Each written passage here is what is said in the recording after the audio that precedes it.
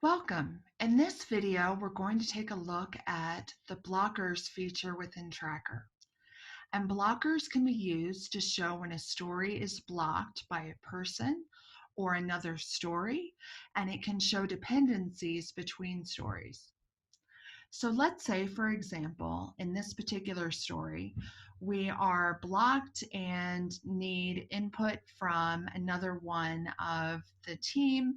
Perhaps we need the designer to answer a design question that we have, and the developers simply are not able to move on until they get this answer back from the designers on what some of the elements of the UI are supposed to look like.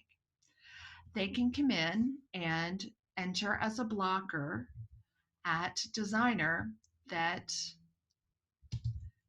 need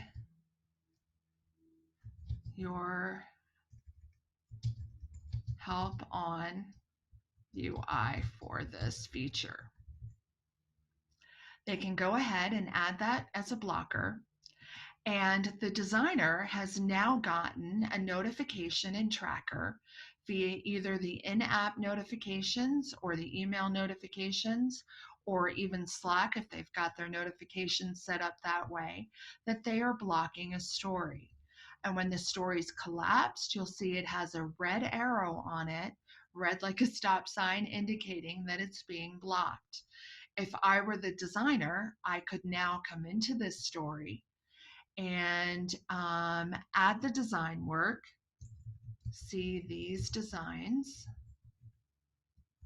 and I could add a URL to them. I could attach them here, link to them however I want, but I can post that comment, and then I can come up and clear the blocker to let the developers know that the question's been answered, the designs have been attached, and they're ready to move on.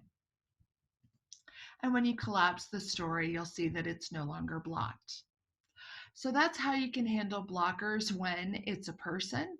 But let's say that a story is blocked by another story, or perhaps that we want to show a dependency between stories.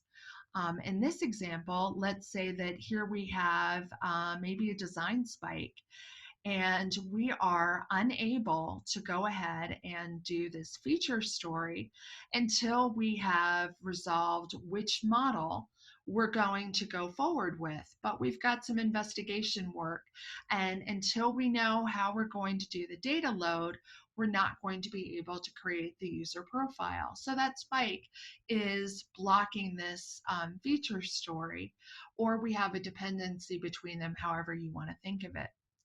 In this case, we want to put a blocker between them. So I'm going to open up this story. And from here, I want to copy the ID of the story by clicking on ID right there. That's copied the ID field for this story. And now I can come down to the story that's being blocked and put that in as a blocker. So I'm going to go ahead and paste the ID. And then if you want to add additional commentary, you can. So results of spike will tell us how to move forward, or whatever comment it is that you want to add. So I'm going to go ahead and save that blocker. And now I can hover over that story and see the details of it if I'd like. But now if we come up and collapse the story, you'll see that we've actually added two arrows in this case. This story has a blue arrow that shows that it is blocking other work. So blue for blocker, but it is blocking other work. So not only is this a somewhat high priority story, but it's holding up other stories. And then again, we have the red arrow on this story to indicate red that it is being stopped. It is blocked. It can't go on. Now the developers can go ahead and do this chore. So they will start it. And then since it's a chore, once we click finish, it's done. We don't have a deliver or accept on a chore. But now that that's done, you'll see that this story, the blocker was cleared automatically because we have finish the story that was blocking it.